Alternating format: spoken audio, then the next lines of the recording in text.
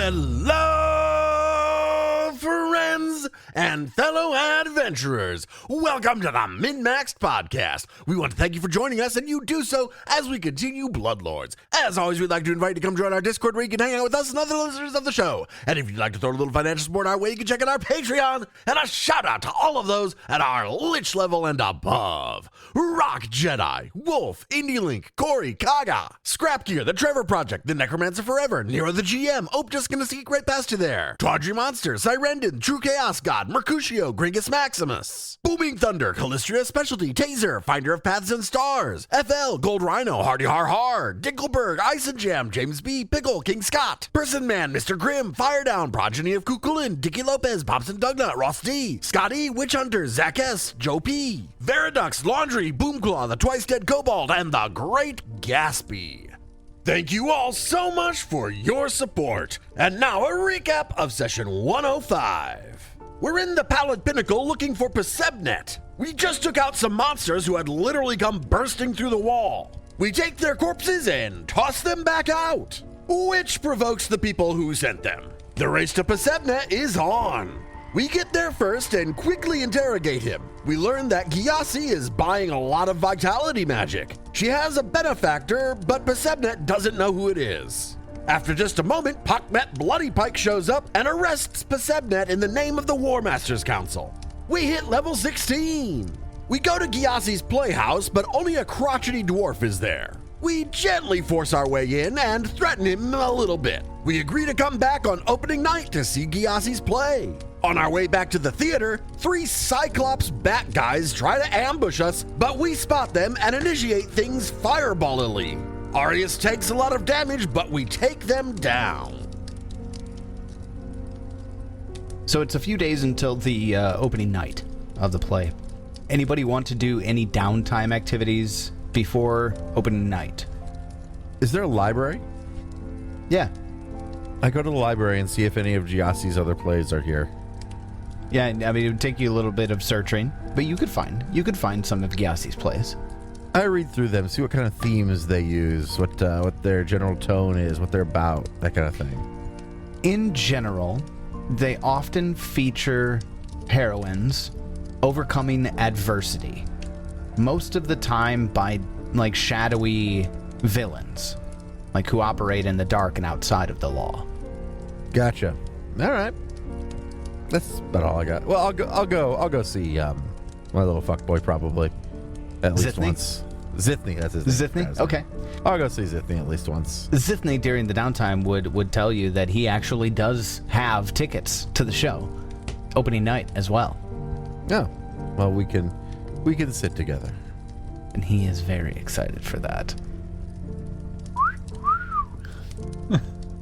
And if really nobody has anything specific that they need to or want to do before the play opening night, we can just jump right to it.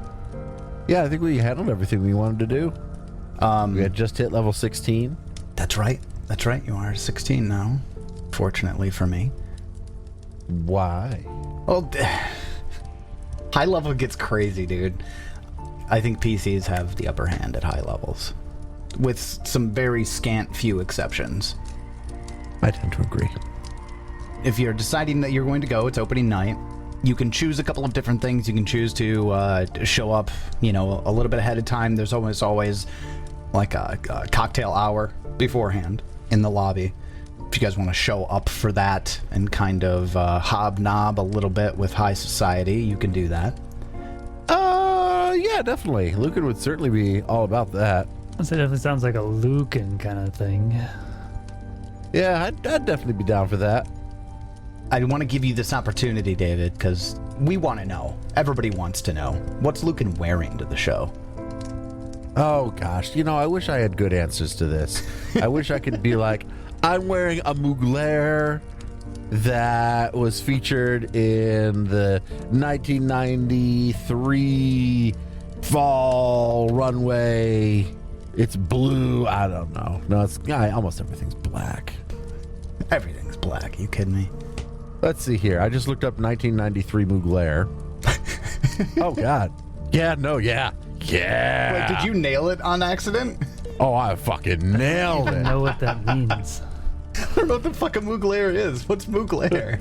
Mugler. I only know Mugler because every time Claire and I watch Sailor Moon, she's like, "Ooh, that's a Mugler. Ooh, that's a Mugler." Apparently, a lot of the style of the villains in Sailor Moon is from Mugler. How the fuck do you spell Mugler? Mugler. Mugler. This is what I saw when I looked up 1993 Mugler. Oh shit. Yeah, that's okay. Yeah. Yeah, that's it. That's Fucking it. nailed it, dude. What are these prices? What are the Holy first? $2,500 for a shirt? Oh damn. I don't even know what that is on the right. Small silver spiral curve number 2, $1,400. That goes on your neck. How did I nail this so hard? I don't know, So many of man. these are like dudes wearing these dresses. This is great. I nailed this. 92 Mugler. I'd call that a twilight blue. Yeah. It's like twilight blue, very dark, with like these silver starry patterns on it. Great big poofy shoulders and sleeves, and big poofy long dress part. Very layered skirt. Very layered. Yes. So many I don't know layers. what any of it's called. I don't know anything. But yeah, there we go. Lucan wears that. Luca knows exactly what that fucking is. You all decide to head out to the Playhouse. And the Twin Stories Playhouse, and we kind of talked about this a little bit before, but it wasn't nearly as popular as it was before Giassi took over the Playhouse. It's really at this point in Eled High Society, it's really the form of entertainment. It is the top venue that you could see a show in. Tickets are very difficult to come by. They're also prohibitively expensive for anybody who's not in high society, upper class, or just a rich merchant. Or threatening the stage manager. Yeah, you know, that'll happen. You'll find pretty quickly that as you show up, being that it's opening night, the play itself is called The Winnowing of Gachanta, and it is a brand new play. Giassi just finished writing it, so this will be its debut performance. The atrium of the Twin Stories is just absolutely abuzz with excitement. There are dozens of well-dressed members of the city's elite that mill about, talking excitedly to each other in small groups. There are very well-dressed servers walking around with trays holding different appetizers and aperitifs. Some drinks, of course. There's, goblets of blood being offered to the vampires, fresh cuts of meat offered to the ghouls, and all of those sorts of things. As you walk into the atrium, there are a few folks that you recognize. You all definitely recognize Bloodlord Zithny. He's there tonight, and he has his 2 retainers with him. Lucan, you've gotten to know, or at least by sight, his 2 retainers, Ritra, who is a female half-orc, and Luthal, who is an elf, and they are accompanying him. Zithny looks a little nervous. I thought he's he to an didn't extent. leave the house. Thought he was He afraid. didn't. This would be his first time going back out into high society. He's trying to regain his foothold in society. He's there. There's somebody else that you actually recognize as well, Kirill Vomth. This is the guy that you played the game with last time you were in Eled. Well, can't remember the name of the game though. Risk. It was Yeah, basically it was Risk. Yeah, it was a quick, dirty It's Risk. Galarian Risk. Yep. David, you have lore Bloodlord now, don't you? Oh, I sure do. You do, okay. There is another Bloodlord who is in attendance. His name is Bloodlord Ixai. Bloodlord Ixai is a Dread Wraith. Dread Wraith. He is very closely aligned with the Tax Collectors Union. He is a that's too well-known bad. financier. Yeah, right. There are a couple of other folks here. There's somebody who is a part of the Eled government. He is his name's Speaker Neth. He is a vampire mediator. should say they are a vampire mediator for Eled government functions and for diplomacy when it's needed. You also see a magistrix of Eled who's here. Her name is Loppen. Magistrix Loppen. Loppen. Was that the one that made fun of us or something when we had to prove ourselves or something, and we kind of didn't do a real good job? Oh, no, she was in Mekatar. You're thinking of somebody else. Very similar Oh, okay. Look. profile, yeah, similar look. But a lot of government functionaries are here. As you walk in, Bloodlord Zithny sees Lucan, waves him down and, waves him over. Ah, Lucan, it's so nice to see you.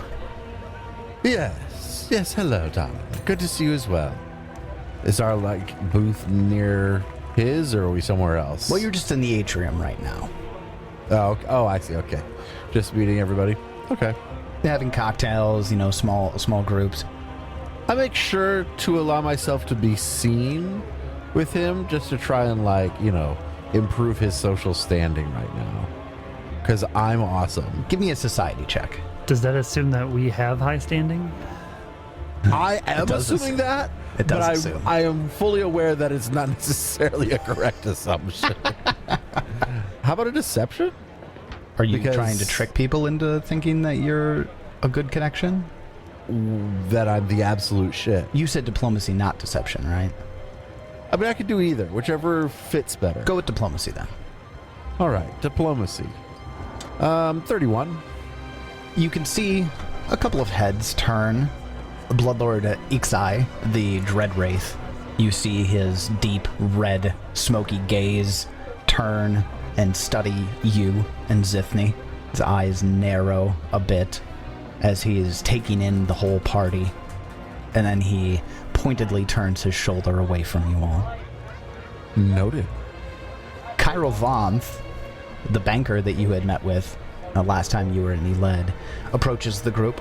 Ah, the infamous Blood Lords, the new upcomers. How are you today? It was, hold on. Lucan, right? Lucan and Arias and Kix. But you're missing somebody. Oh, you're referring to the traitorous bitch. Oh, really? That's... Yes. Bloodlord. Shera. Ah, yes, Shera. She had quite the sharp mind. The sharper knife that she put into our backs. Oh, betrayal. Indeed. Good that you get used to that early in your careers. Oh, well, of course. I'm certain it will happen frequently, though I don't suppose the perpetrators will survive for very long in any case. Oh, you suppose not? I know Shera is very much going to be dead. Well, She's a gross ghoul. Icky. I don't care how high her AC is. I'm not sure entirely what you refer to, but it is always disappointing to find somebody that you work with so closely having found different work, if you will. Yes, well, that's the way of it with the Bloodlords, is it not? I wouldn't know myself, necessarily, No, you wouldn't. but I will say that I don't envy you in your position. I'm sure you don't. Much like I don't envy Zithny here. You've been holding yourself up for some time now, have you? Oh, I do all sorts of whole things with Zithny. Oh, so you've been seeing him. Zithny blushes. Well, sometimes he's blindfolded and can't see me, but, you know. He blushes deeper. Well, yes. Yeah, well, things have been very, touchy lately. Figured that... Lots of touchy, I assure you. Now was... he pulls his collar out. Now I figured now was the time to come out into high Oh, society. that's the time once to more. come? All right, I see. God, I need a drink. And he puts a finger up and he tracks down one of the servers. Oh, I'll put a finger up. Just then, Loppen, who is a white... This fucking art! I know, I love her art. She's got She's got one She of looks those. like she's made of stone with a pink glow behind her eyes and mouth. Yep. With yep. a fucking, like, 18th century goddamn George Washington wig. powdered wig. Yep. And she comes up and she introduces herself. Kyril, it's so nice to see you again. Oh, yes. This is, well, my acquaintances, Bloodlord Lucan Hollow, Arius, and Kix. I don't know who their companion is, though. Hold on. Is Gerdrug even visible? No. Gerdrug is... A ghost in the shadows. As far as everybody knows, just the three of you. Our goon's visible. He can unlimitably fly. He's up in the fucking rafters now, man. He's gone. He's just gone. Can't see him. He's always hanging out and about. Never can see him, but he's always there. Ah, well, my name is Magistrix Lopin. And she holds her hand out, palm down to Lucan. I suppose that means, I guess I make a society check. That means I'm supposed to kiss it. And is palm down like a slight or anything? Like, No, not necessarily. She'd be like holding it. Society check to understand. I get a 32. It is a very, very old greeting that a Bloodlord would make to a Magistrix of the city that you're in. And yes, it would be a kiss on the back of the palm. I will do that. My, somebody who knows the old ways. I like him. I attempt to leave a little imprint of lipstick on the back of her hand, just to remember me by. It's the first kiss you've given tonight, right? Easily done. Exactly. Easily done. How good's the makeup in Gap? Is it smear free? Well, I mean, when you have no qualms with using any materials available to you, sentient or otherwise, It's probably pretty good, fucking good. And magical. That would mean that it was intentional. A good combination of tradition and progress. Only way to go, I think. I see. Well, it is very interesting to see you here tonight.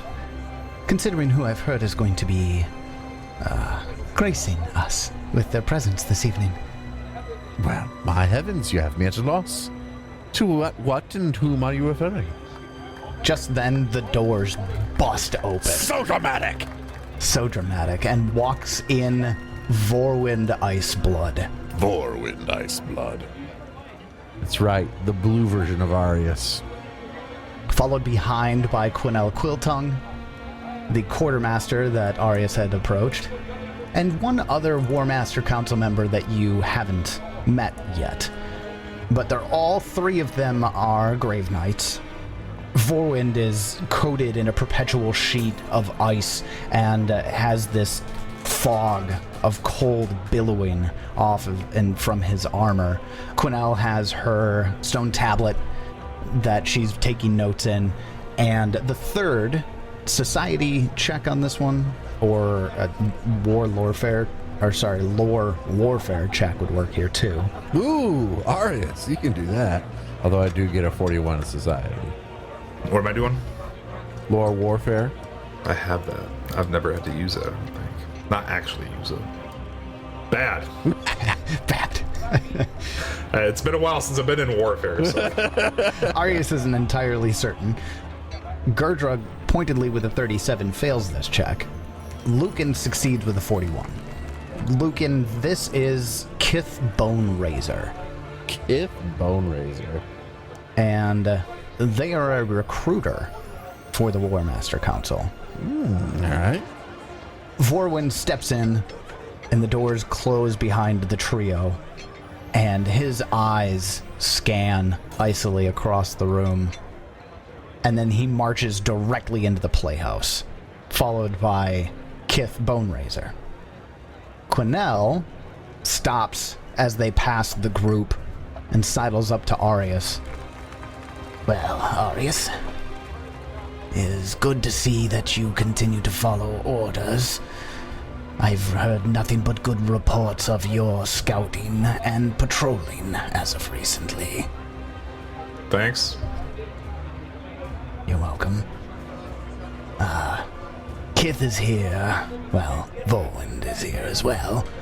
Because they've heard a rumor What rumor? that the show will not be a standard fare. I'm sure somebody will explain. Arius just looks confused. Yeah, I don't know what the fuck they're talking about. Who's somebody? Somebody that you used to know. The crowd begins to mutter excitedly as they turn their heads toward the top of the stairway leading to the grand doors from the atrium into the theater. Giassi stands there, surveying the crowd. Her mask is bone white and decorated with slightly smiling feminine features. She makes a soothing gesture, and the assembled theater goers fall silent, and they turn their rapt attention to her. My friends, I am sorry to report that several cast members have fallen ill and will be unable to perform tonight. I am afraid I will have to cancel the show. The show must go on. The crowd reacts with clear disappointment at the news. I know. The parts that they were cast in don't have many lines, but they do require experience with stage combat. Alas, they are central to the story. There's a few seconds of muttering, and then a voice shouts out, somebody that you guys don't know, haven't met. What about volunteers? Somebody surely here could handle a bit of mock battle. Quinnell cocks an eyebrow and turns to the group. Mock battle? I've got performance. Giassi replies to the shout out. Yes, I suppose that could work. Is there anyone here who would be able to do such a thing? You would be working right beside me in supporting roles. The crowd begins to mutter, but nobody raises a hand. A very well manicured hand comes up from Lucan. Why? I have to say, I think I could handle such a thing. The crowd, they mutter and they turn to look at you. Oh, that's wonderful news. Though there are 4 roles to fill. How convenient. Not doing no show. All right. I have Sun Drinker. How about a bush?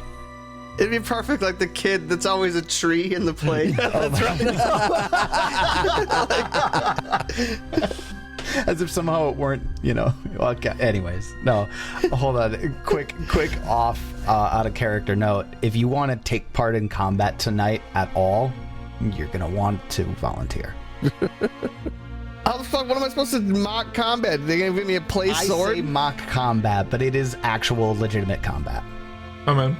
Combat. I'm the tree then. Gurdrug appears. Whoa! Sounds like it could be fun. Giassi, you can't see her face at all, but something in her posture changes just a little bit, just like almost an excitement. And she goes, well, that will work very nicely indeed. Everybody welcome the new cast, the new performers for opening night. And the crowd begins to applaud. Giassi waves the 4 of you forward, and she disappears into the Playhouse, or into through the stage doors. I follow her. Yeah, I guess. Are we gonna get like costumes? She walks down the aisles and stops right at the lead before the theater or the orchestra pit and says, Humbrin, could you come here? Aye, Giassi. We're almost ready for the performance. Good. House opens in 5. Could you take these 4 and show them back and prepare them for the roles that are suddenly available? Humbrin, who was the dwarf that you had encountered earlier. Yeah, if ghosts can wink, Gurdrug winks at this guy. He bristles just a touch. But, madam, I told you what they did the other day. You did. And they are here. And it just so happens that they did wonderfully at the auditions then, didn't they? Fine. Come back here. Follow me. Hello, old friend. Nice to see you again. He takes you backstage. Good, yes. Well, tonight's easy. Here are your lines. He pulls out a sheet of paper, a couple sheets of paper, and hands them to you, Lucan. Do I get a costume? Your role is as mercenaries for the Ganchata. Mercenaries for the Ganchata. The lead, Giassi's role. So you'll be on stage with her many times. I see. So is that a costume, yes? But yes, we have things for you. He has blue velvet cloaks that he brings out. 3 of the blue velvet cloaks. And then 1 pale blue cloak that's wispy, thin, and cold to the touch. Ooh, is it magical? Yes. In fact, as you check them, which you can just do surreptitiously, they're all 4 magical. Oh, I do a quick identify on all of them because I'm concerned they're going to be cursed. Sure. Go ahead and give me a check. All right. So we get nothing lower than a 35. The 3 cloaks are identified with a 35. They are called curtain call cloaks. It's a blue velvet cloak that's cut from the remains of a curtain. When worn, you gain a +2 bonus to performing checks while acting, orating, or singing. I love this. And the cloaks makes minor motions to accentuate your performance, and that's how it gives you the bonus. Once per day, with 2 actions, you can take a bow and spread your arms, and the cloak casts a 4th level darkness centered on your space. But the darkness does not impede your vision. Nice. While the darkness persists, it emits noise like the applauding of a moderately sized crowd. So you create your own fade to black and an applauding crowd. I love that. That's great. The last of those items are identified with a 46. This is an item called a Phantom Shroud. This is a pale blue cloak. It's wispy, thin, cold to the touch. When worn, the cloak turns your hands pale and translucent, imbuing you with the dangerous touch of a ghost. The effect doesn't impede the normal use of your hands, but you do gain an unarmed attack that deals 3d6 void damage with a +2 potency on it. Would that allow Gertrude to... I don't know, maybe not. I don't even want to think about how that interacts with Gertrude, so let's not talk about it. Just make him more real ghost-like. Sure. Really, at that point, it would just give you a 3d6 void punch, which is bad at all. Not when you add sneak attack damage. No. Once per day, you can fold the cloak around yourself, and it casts Ethereal Jaunt on you. Very cool. Which puts you into the ethereal plane. And finally here, I don't think that you'll need this necessarily. One of you at least needs to have one here. And he pulls out 2 opera glasses. They're attached to a rod, and they're bulky. Your traditional opera glasses. These ones are also magical. Spectral.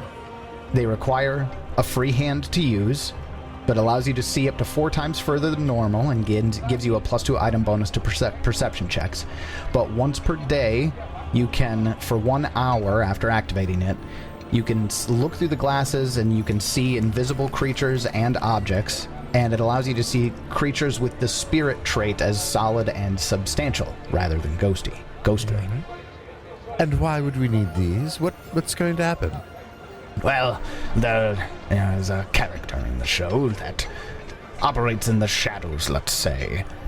And you may need to just know where his place is. Normally you would know his blocking ahead of time, but since you are not actually a part of the company, and I don't even know if you know what blocking is, you'll just need these to look around for him. Just stay next to Giassi, and when your lines come, you'll see them in the paper. Nobody will care that you're holding the paper up. Everybody knows that you're just here for your combat bits. But know your lines, and you'll see them here. And there's a couple of handouts I have for you guys. So then there's 3 handouts. There's one for Act 1, one for Act 2, and one for Act 3. As we get into it, here's basically what this boils down to. The play is divided up into 3 acts. You'll be required to make a single check in each of the acts for your performance. That's just an exploration activity called Perform in the Winnowing. At the start and end of each act, you'll attempt either an acrobatics, athletics, society, performance, or theater lore check. Which, let me just go ahead and delete that one, because I know none of you have theater lore. Would we potentially be able to consider my performance a dance? Because that's what I'm a virtuosic performer in. Yeah, we could consider it that. Sweet. Yeah. Also, I will tell you the performance DC is lower than the other 4, because it's very applicable. That's good, because it's also my highest by far. Yeah, so, and here's another thing that I want to bring in, and this is the spectral opera glasses, for some reason, don't show it in their description, but the writing assumes that it can. So we're going to say that when you use the spectral opera glasses, it allows you to see invisible creatures and objects, as well as creatures in the ethereal plane. Because for the play, there is interaction in between the planes. So this is actually the biggest reason that Twin Stories got so prestigious, because when you go to the show, there are people who show up who can just see into the ethereal plane, and for them it's this very deep, side-by-side, emotional, intertwined performance. For those who couldn't, it turned into like a sort of a one-sided dialogue that made it very mysterious. There was multiple facets and multiple ways that you could view these plays because That's of that. cool. I like that. It ended up being, this is the reason it's really popular. So the opera glasses will allow you as performers to see into the ethereal realm, because that's, as your stage manager Humbrin suggested, that there are some folks that are going to be operating out of the ethereal plane in the shadows, that you'll just want to know where they're at. Alright, so you all can go ahead, token-wise, arrange yourselves behind the first curtain. Are we supposed to take these cloaks and opera glasses and stuff and like have them equipped or anything? Or Yeah, definitely. Yeah, who wants the special cloak? There's the one that lets you go into the ethereal plane. I mean, Gurdra would take it. It'd do void damage, and it's agile and finesse, +2 weapon potency. Oh, yeah. If nobody else is gonna take it. All yours. Sounds good. All right, I'll take a curtain call cloak. So are we expected to read this script? I will be mercenary 4. I'm wearing shoes.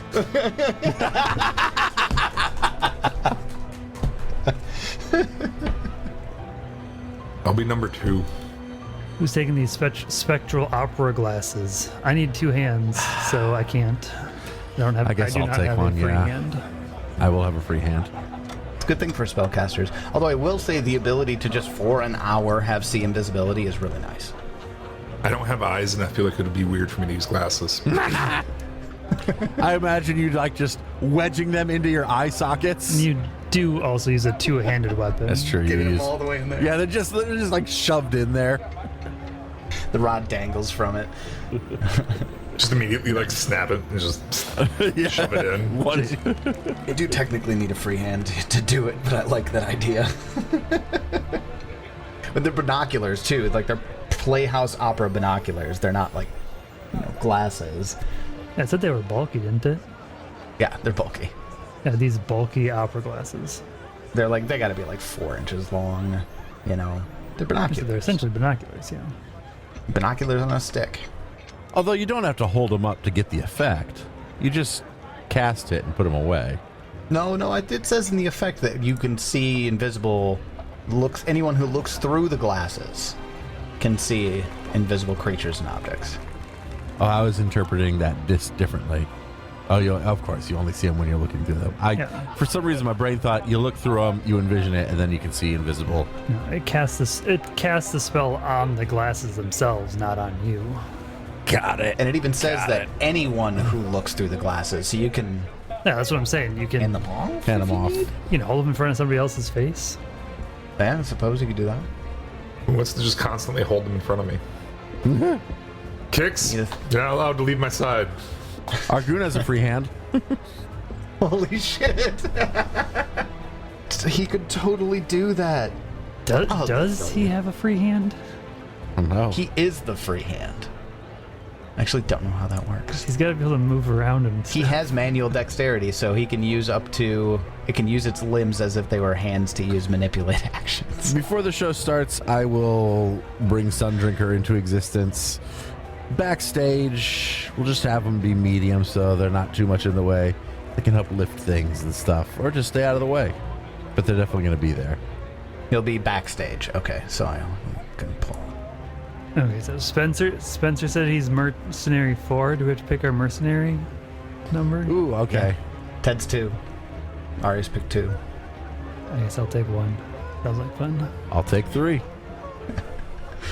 All right. Just to make it easy, and I'll explain the rough ideas, because we're not going to do a whole fucking 3-act play.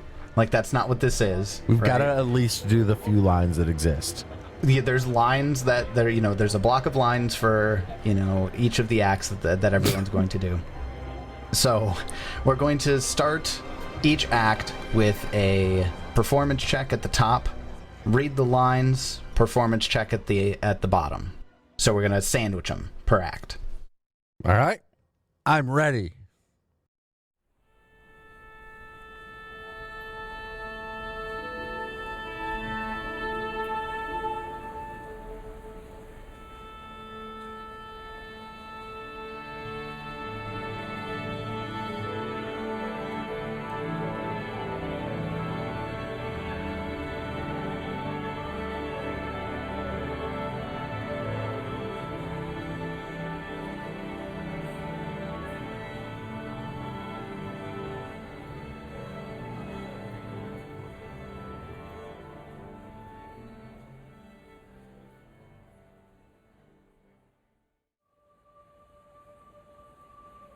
The darkened stage is illuminated by a spotlight on a single feature, Giassi in her lead role as Gachanta. She stands quietly, surrounded by darkness, moving about in various parts of her day, directing employees in their tasks, negotiating with vendors, and filling out paperwork. The music lends a sense of danger as half-hidden shapes begin moving in the shadows, reaching out towards Gachanta, but never quite reaching her. The first act tells the story of Gachanta. She's an intelligent, driven merchant, determined to succeed despite ever-increasing odds. Early on in the play, it shows her as a simple fruit vendor, and then she goes to the leader of a trade network, and there's that journey that she takes to get to that place. She now dominates the markets in some unnamed country, and along the way, she overcomes attacks on her life and businesses, aided by U4. Throughout the act, ethereal figures are becoming increasingly arrayed against Gachanta. Armed and armored figures on the ethereal plane reach and grasp toward her, so that's that portion of the play. If you weren't viewing it ethereally, you would just see her going about her day, but with that extra layer added in. The first thing we're going to do, now that we've got that's what the first act is about, everybody go ahead and make your Act 1 checks. What? Is this happening? So far, all 3 of us have rolled 37s. I'm trying to think of what I want to roll. What's your best one? Society? Oh, that's not what I'm rolling. Got all sorts of things. But I think I wanted to do this athletically. Why? Okay. It's just the show? Yeah, this is the show. I gotta flex on people. Flex those lich muscles. My performance is 3. Nah, we're doing acrobatics. Gets the highest. Yeah. Jesus Christ. And you do better than all of us.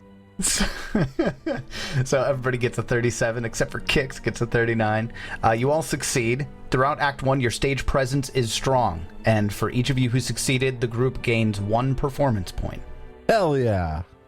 So you're at 4 performance points right now. Subsystems! Read the script. Enter Gudchanta, the hero, and her hapless mercenary servants. That's what it says on the page. Who's behind all these attacks on my shipments? Someone seems determined to ruin me.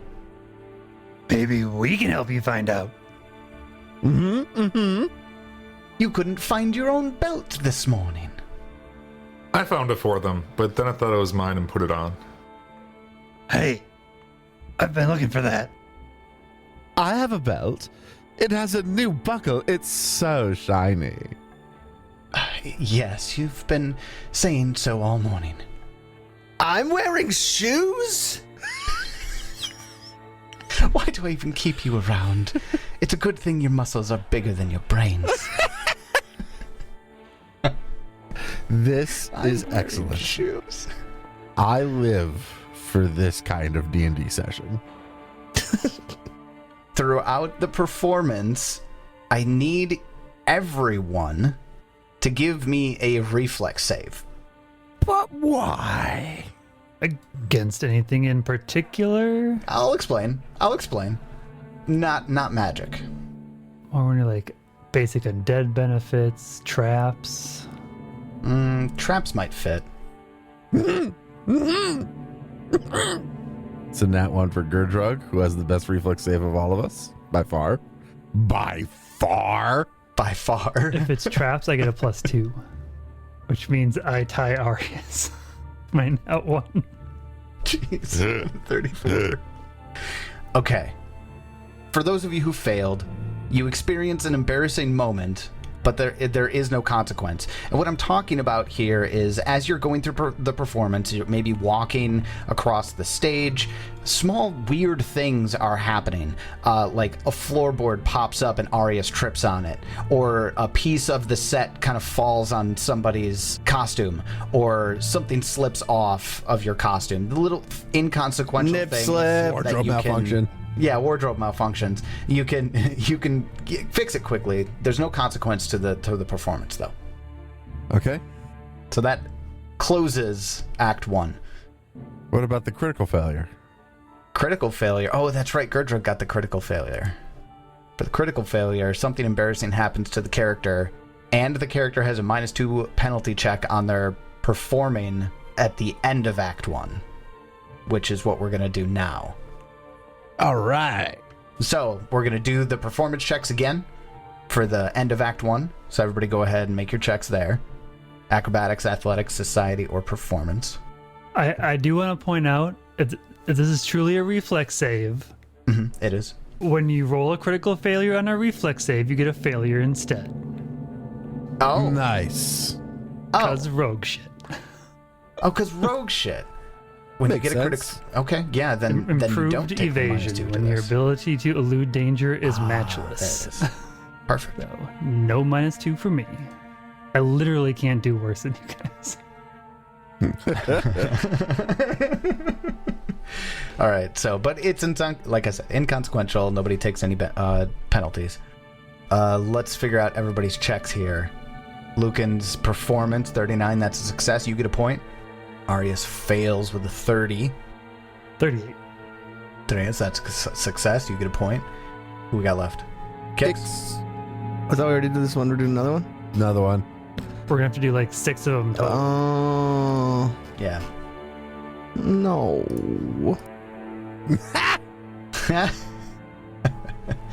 Okay. So, all right. So Gurdrug succeeds. Arias fails. Lucan succeeds. And Kix critically succeeds. On their acrobatics. For the critical success, the audience gasps and cheers as you command the stage. You gain 2 performance points. So 2 from Kix, 1 from Gurdrug, 1 from Lucan, and none from Arias is bored already. Arias. That offsets the failure, so now we get a Offsets the nice failure. Yeah. even 8. Even 8. Okay. So there goes the curtain on Act 1. As we go into Act 2, And we do it all again. basically we're going to do it all again. Yay! The light returns on to a scene of Gachanta with her accountant. Stacks of coins surround them as they carefully record business dealings. While Gachanta conducts business here, there is a shadowy figure in the ethereal plane who is in tandem with Gachanta performing deals, shady business deals, and a meeting with other shadowy creatures. And they discuss their plans to deal with this upstart who disrupted their own stranglehold on the train. And the dark figure in the ethereal plane is a vampire. But he gathers throughout Act 2 several people together, and they start enacting a magical summoning ritual in Act 2. While that's happening, the mercenaries are with Gachanta. Gachanta talks to a city official while the mercenaries stand by. We're going to do this scene now. So we gotta roll again? That's right. Let's roll. I got a 26. 37. 31. 27. So you guys get 1 performance point from this one, which puts you at 9. So while you're standing nearby, you guys go ahead. Who's mercenary 4? I like this job. Easy money. Bust a few heads once in a while is all. Yeah, little risk, high reward. Not a care in the world, none at all. It's the best. Nothing could possibly go wrong. The sound of crashing comes from stage left. Your time is up, mercenaries! Wait, what? Enter a creature. I'm going to share Mysterious assassin! Mysterious Assassin. Look at that, he's got like 2 elbows. How cool is that?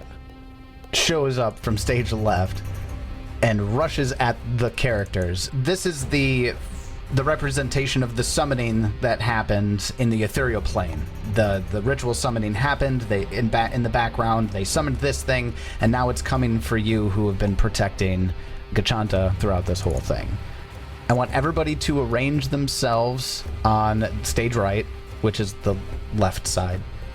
I was leaning lazily against the wall. So You I'll were be leaning lazily against the wall. It said that even. I'm obviously up front here because I'm doing acrobatics. Hell yeah. So I want everybody to roll for initiative. I need the stat block or mercenary 4. Just use your own step. I'm getting into character. So as the assassin enters from stage left, the top of round 1, who can you get the drop? It's your turn. Huh. All right. I guess action 1. Act together. We'll cast some Boost Eidolon. Wait, am I even in range of Boost Eidolon?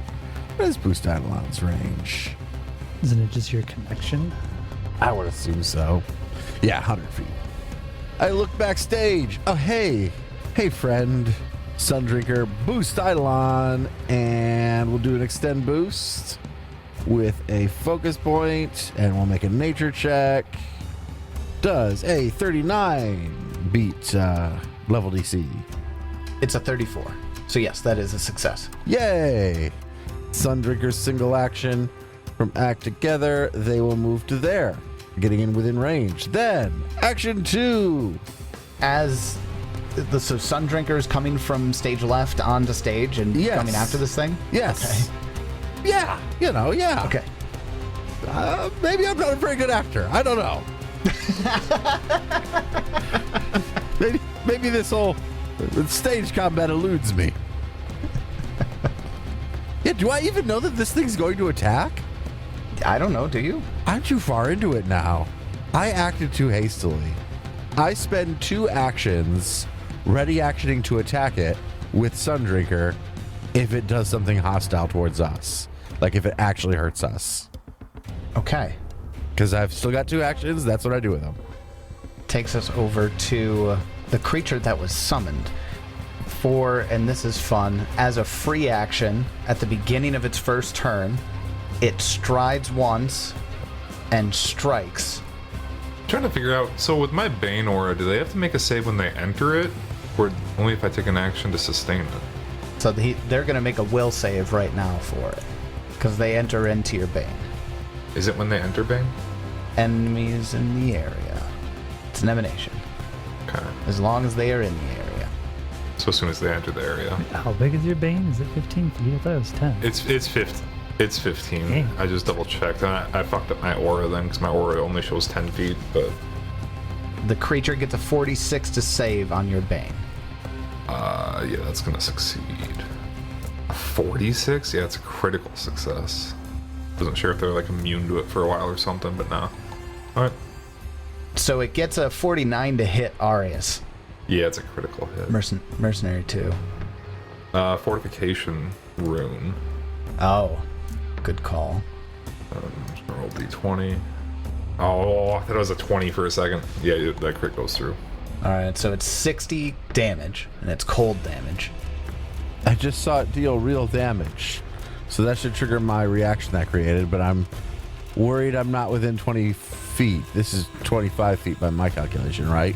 No. But I'm not good at calculating range. Are you talking about like Oh, it's for Sundry. Yeah, that is not. Yeah. That is not within 20. No. Unfortunately, I am not going to be able to take that reaction to hit it. Okay. That was a free action that it had. It almost moved with an uncanny speed once it pounced.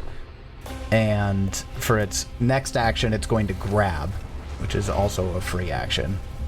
Arius does a 25. That's a critical failure. Yeah, it's bad.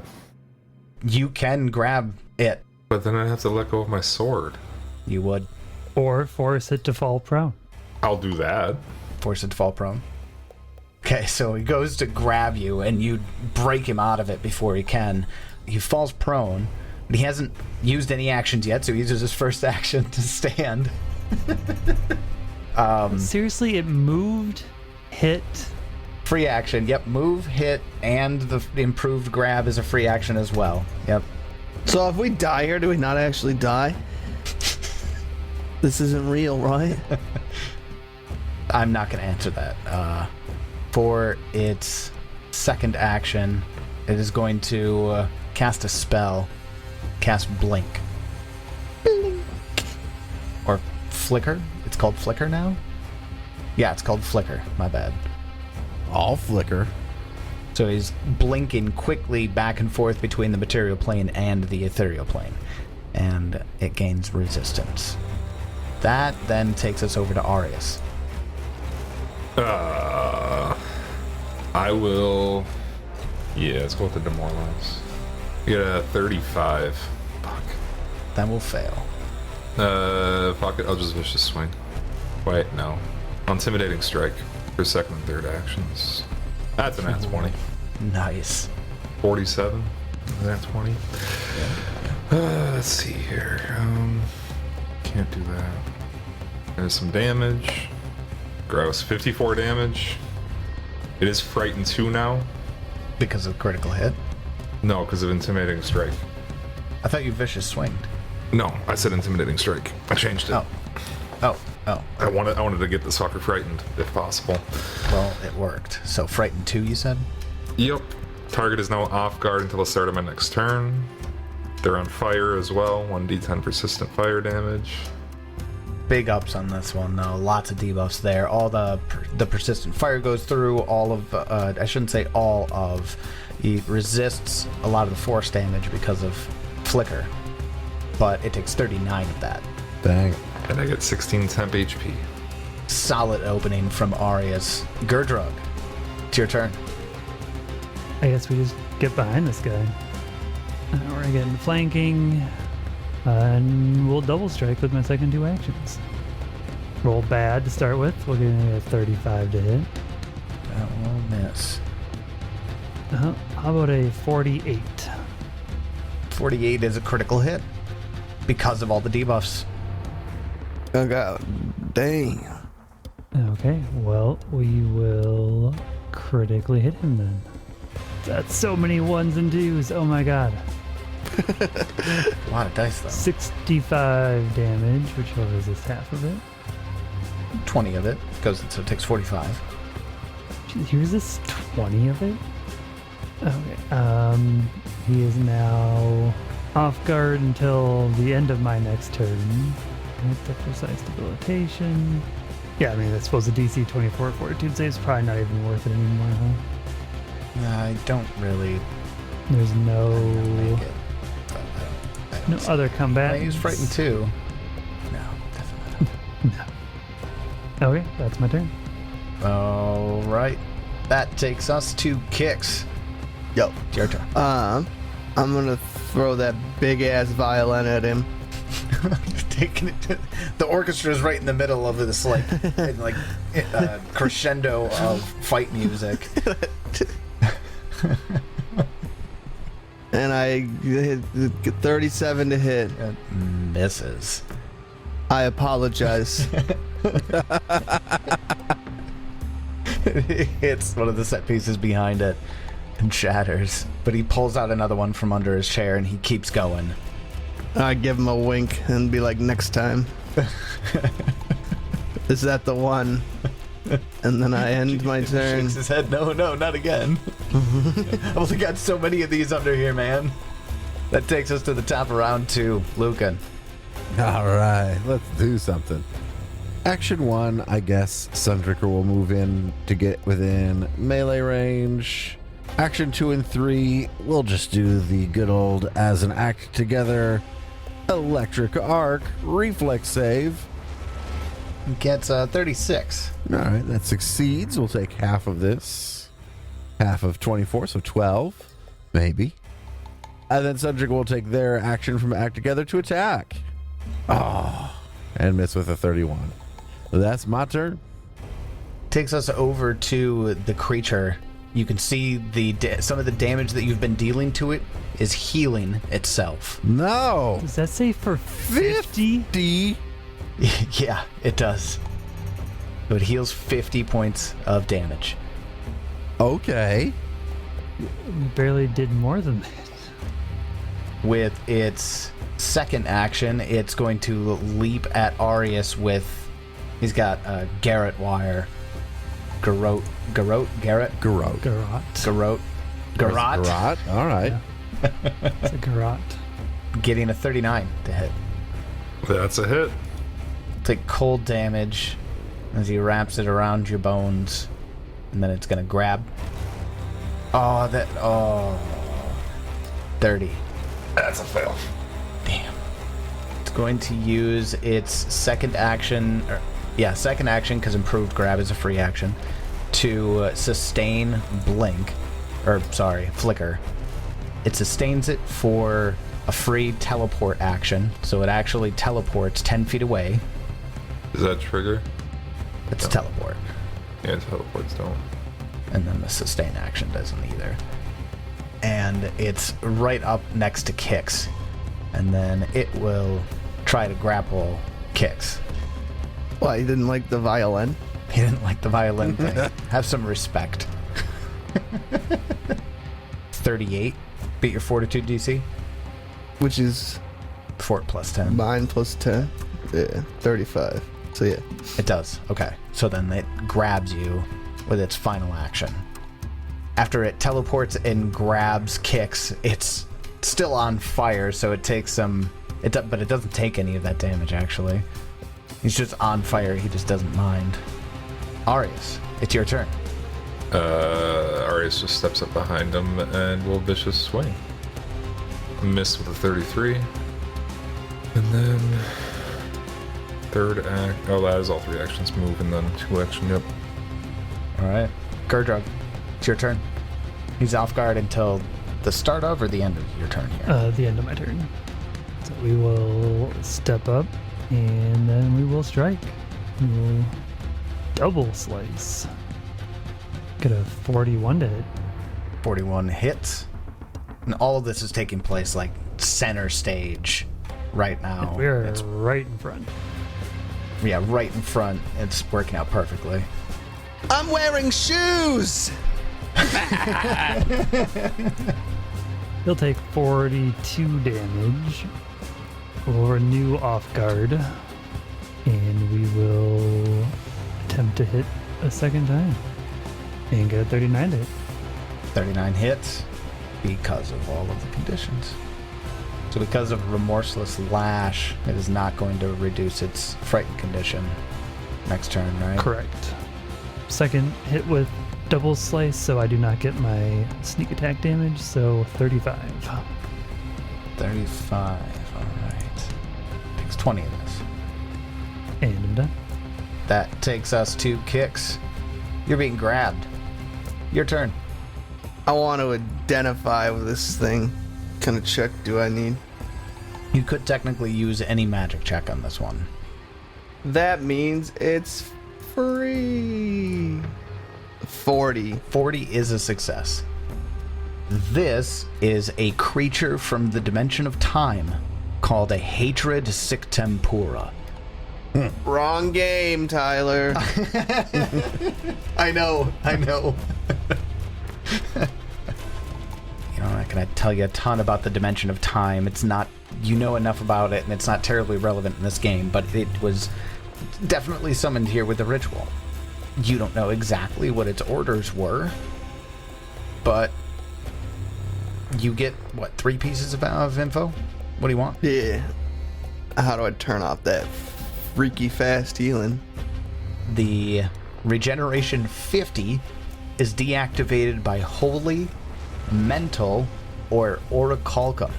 Mental damage. Orichalcum? Orichalcum? What's Orichalcum? that? No, I What's think that it's now? orichalcum. It's a type of metal, I think. Yep, it's a metal. You never hear about it in the game. So This one is a very, very strange deactivation conditions. But you do have one. I don't know, does it have any other weaknesses outside of what you just told me? No, it doesn't. But as you've been able to discover, it does have resistances. You do know that force bypasses the resistance. What's the magic word for him to let go of me? deal that bitch some fucking mental damage. That's not a thing. Oh, he doesn't have any key phrases? Unfortunately not. What's the safe word? Well, in that case, unleash Psyche. I mean, any theater professional watching this would be like, oh my god, he's actually choking them. You're not supposed to do that. Stop it! But no, it doesn't stop. It almost smiles as you try to tell it to stop. Phantasmal killer. Okay, so you'll have to make a flat check because you're being grappled. It's hard to do the wavy spell actions. What is it, like DC 10? For grabbed, it's a DC 5. 6. So, okay, it needs to make a will save. It gets a 40. Heck yeah. You know what that means. Best spell in the world. Mental damage. Fucking 46 for a level 8 spell. Doesn't take any additional damage from it, and that is its resistance. Never heard it be such a weird number. Yeah, it's a strange one. Cool. You have one more action, right? What do I use to get out again? Escape. Which is... Escape would be For you, probably acrobatics. acrobatics, probably for you. that's Yeah. what I thought. Nope. Pass. You make the escape attempt. It uses a reaction called Punish Flight. He said he wasn't going. He just said he wasn't going to. Or he actually tried to roll and just rolled poorly. I rolled it. He just failed. Yeah. So it's gonna tighten its garrote around you tighter. Gets a 39 to hit. So you're going to take 32 points of cold damage. And that takes us to Lucan at the top of round 3. All right. I can't deal any holy damage. Seems like it would be a poor choice in this crowd. Be a very poor choice. Because like, considering the crowd, I think Damn. Florwind would approve. From what you learned, Kix, is it alive? Yeah, it's from the timeline. Yeah, it's alive for sure. All right. I spend 2 actions to act together, and I cast Boil Blood. Not that it needs to be alive, it just needs to have blood. Oh, it has that. It's going to need to make a Fortitude save. It gets a 40. That is a success. The target takes half damage. Its blood boils, and it takes half of 47 damage. Rounds down after all the resistances to 12, but it takes damage. Well, that was the thing I tried to do. With their single action from act together, Sundrinker will move up a little bit, get within range of it, and then with my third action, Sundrinker will attack. You were within range of it before, weren't you? Was I? Was I within 20 from here? Or 15? I really would rather be in 15. 20, 15? No, 20. 15 is where I can, attack of opportunity it when I'm large. I'm not huge right now. Looks like I hit with a 45. Yes. Will potentially deal it some damage. 26 of it, except please add 8 to that. So it would be 34. And hey, since you hit it while I was standing next to it, I get to try to hit it. Nope, that's a 3. Yeah, that'll miss. That is my turn. That takes us to the hatred, Sick Tempura. Didn't take any mental damage, so it heals 50. It uses its first action to use something called Vindictive Crush. So it has you grabbed, Kix, so you need to give me a fortitude save. That's so much shit on it. 40. Ooh, that's a success. So you'll take half of 33. And it uses its second action to step out of flanking between Arius and Kix, all over to the side, while still has that, it has that double elbow. That's what I'm imagining the garrote is. It's counting that as the garrote attack. So it has you in this double elbow, and it shifts its weight over to Lucan and uses its next action to strike Lucan. Why? Why would you do such a thing? 44 to hit. Yeah, it's a critical hit. 63 damage. And it gets to try to grab you as a free action. Does that mean it's going to drop kicks? Nope. This is gonna look so stupid. He's just got like He's basically got you both in its elbows. Like this is like a wrestling move pivot. And he's got you both under its arms. That's its turn. Arius, it's your turn. Oh, it has all this damage. None of that's going through, right? Not a single piece of it. I'm gonna cast the spell I've never cast before. Oh, Divine Decree. sorry. Oh, this is great. I love the description of the spell. Yeah, it's pretty solid. You utter a potent litany from your faith, a mandate that harms those who oppose your ideals. Deal 76 spirit damage. Each enemy in the area. 7d10. 7d10. Sorry, jeez. How big is this emanation? 40 feet. It does go into the crowd for the audience. Oh, fuck. It goes through some It's people, for enemies, too. though. Are any Yeah, of the I enemies? Yeah, I think they have to be know. people that he determines as enemies, not just. Yeah, I don't think I'd view any of them as enemies, do I I? think he has to view them as enemies. Otherwise, yeah, that just would be broken. Walking around casting spells that only hit enemies. Are you an enemy? That's a good point. But give me a fortitude save. Let's see how poorly this goes. 36. Damn. Okay. Well, it still takes half damage. Probably not going to deal any damage then. 38. So 19. Down to 8. Spirit damage. Third action, I will just take a swing. 46 to hit. That hits. 34 damage. Does he still have off guard on him? He should still be off guard also. Why? Because I hit him. That's right. 46. End up hitting. I don't think 46 would crit though. It Right. wouldn't have, no. Good to know I can't have a crit with a 19 on the die. And he's off guard and frightened. Yeah, it's kind of gross. That takes us to Gurdrug. We'll 5-foot step, and then we'll double slice. Well, that was almost a lot of numbers for landing on a 1. So that's gonna miss. Well, we'll try the second slice. Jeez, roll a 7. 36 to hit, which we know misses. Don't you have a thing? Yeah, I do. So, I mean, it counts as a hit, but it's still annoying. So many ones to make. Jesus, look at all those ones. 39 damage. That takes us over to Kix.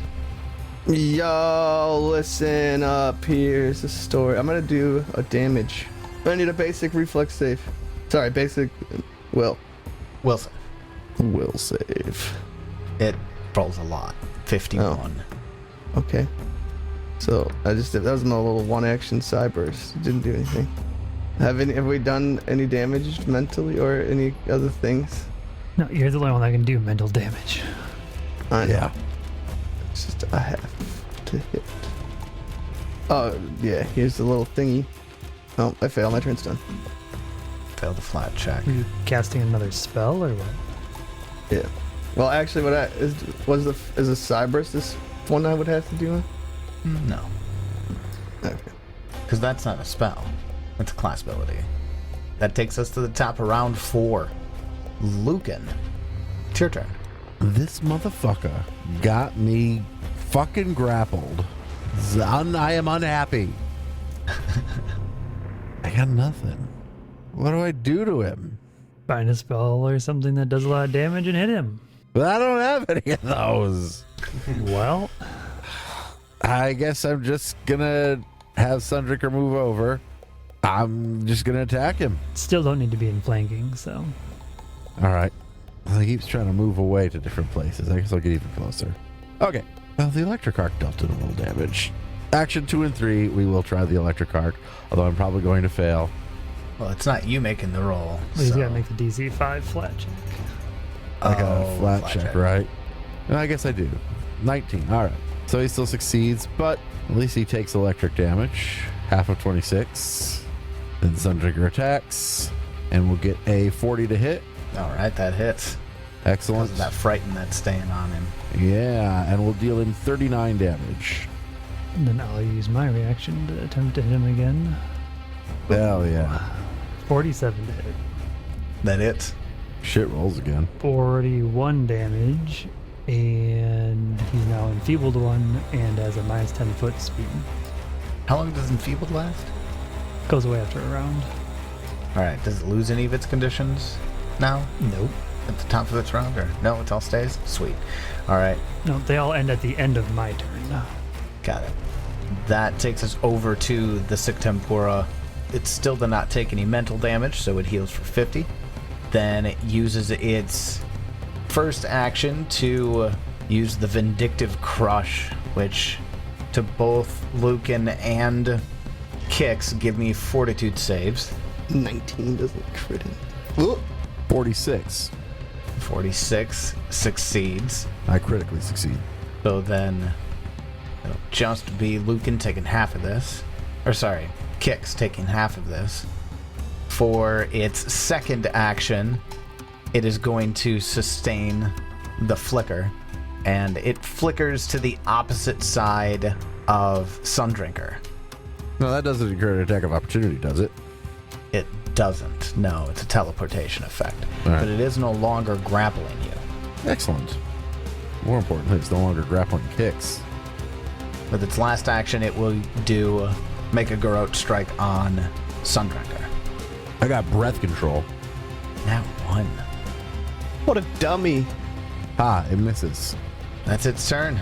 That takes us over to Arius. Rolls a nat 1 and only misses. Yeah, It doesn't that's critically miss, just misses. What are we doing health-wise? You're pretty much fine, right? Kicks is a little low. I guess I just move over to it and take a vicious swing. For us, they're all 4. That'll miss. That's my turn. That takes us to Gerdrug. It's your turn. I mean, might as well move around and double slice. Shifting things over to stage left. Just kind of moving side to side, side to side. 42 to hit. That hits. 44 damage. Alright, he resists. But he keeps taking damage. Just gotta keep reapplying them hits. We'll swing at it a second time. That's a 4. That's a big old no. That'll miss. It's my turn. That takes us to Kix. No longer being grappled. What? Alright. I'm not grappled, dude. Kill him. So, Mental him. I put a huge ass cone out that hits him. I'm not gonna put the cone down, Oh, this is but I doesn't need a hit will save. the other ones, right? Yeah. Yeah. All right, it gets a 42 Yeah. Okay, just a success. I was like, so I'll be that plus 16, plus 16. so 59 mentalage damage. So it takes that mental damage, and it screeches, and both of its hands go to its head, and that turns off its regeneration. Nice. Shatter Mind, right? Yeah. Nice. And then another will save. Another one.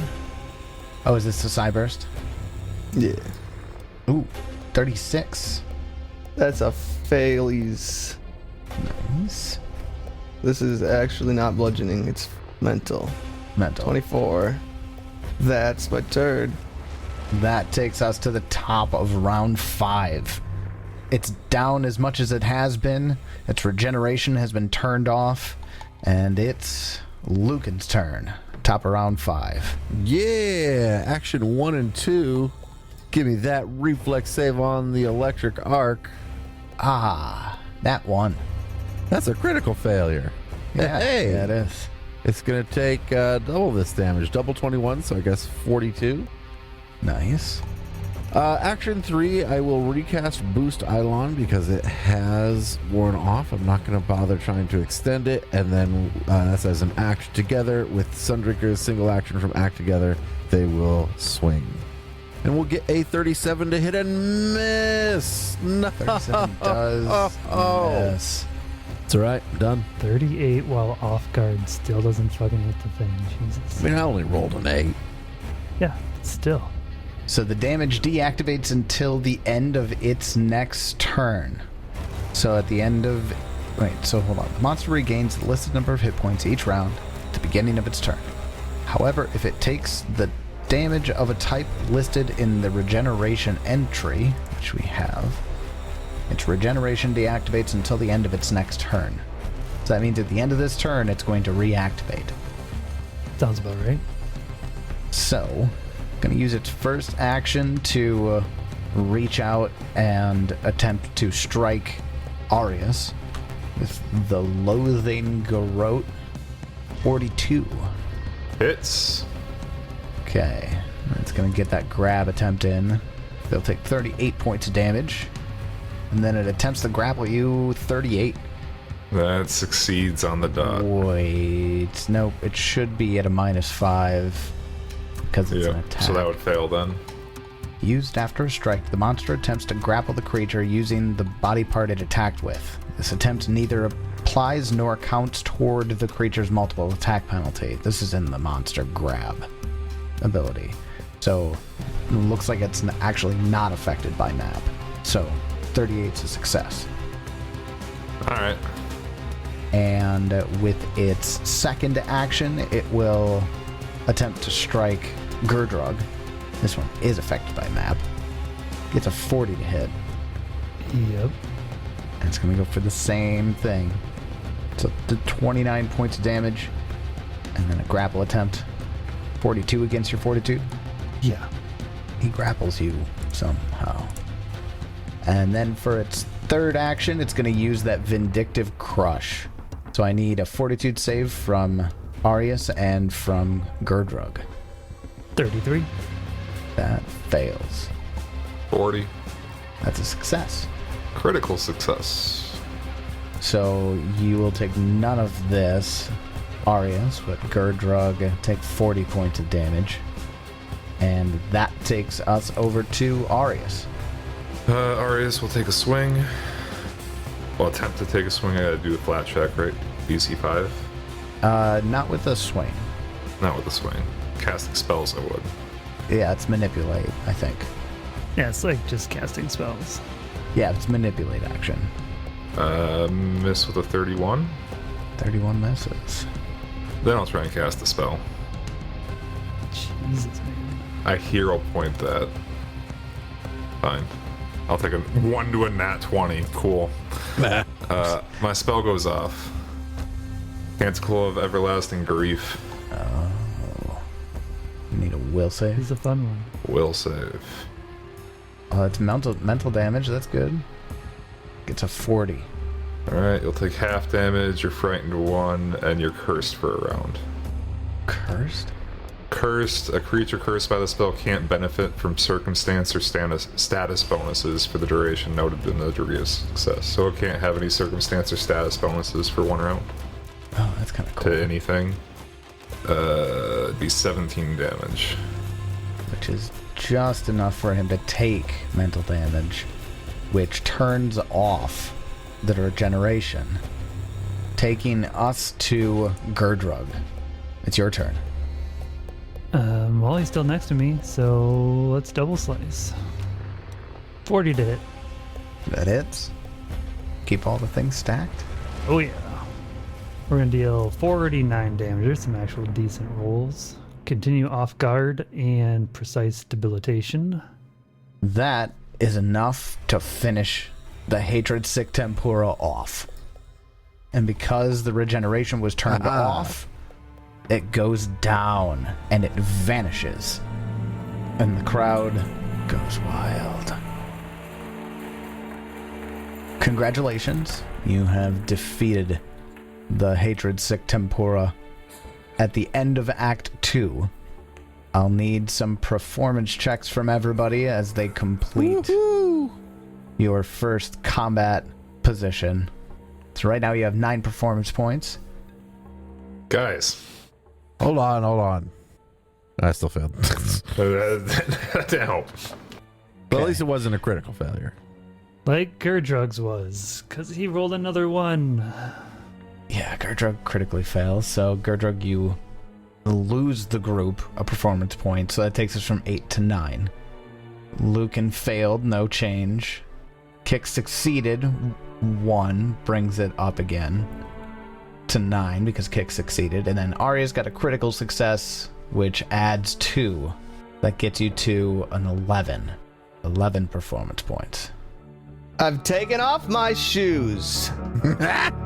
Shit's getting real. Shit's getting real.